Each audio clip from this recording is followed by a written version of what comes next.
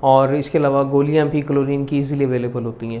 تو اگر آپ کو اپنی ٹینکی کا لیٹرز کے اندر میں اس کی مقدار معلوم ہے تو تقریباً 10 لیٹر کے اندر ہم 1 cc جو ہے وہ کلورین کا سلوشن استعمال کرتے ہیں اور یہ انف ہوتا ہے.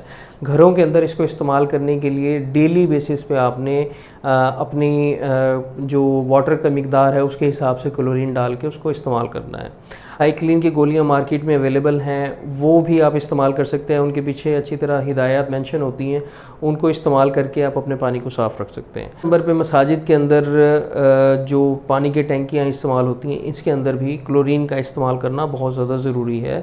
اور نمازی حضرات سے یہ گزارش ہے کہ اگر وہ وضو کریں تو وضو کے لیے جو پانی ناک میں ڈالتے ہیں وہ بہت زیادہ اندر نہ ڈالیں، ہلکا سا پانی صرف ناک کے نرم حصے تک رکھیں، اور اس سے زیادہ اوپر ناک کے اندر پانی بھیجنے کی ضرورت نہیں ہے. اگر ہم کریں گے تو اس سے خدا نخواستہ اس بیماری کے ہونے کا چانس کافی زیادہ بڑھ جاتا ہے.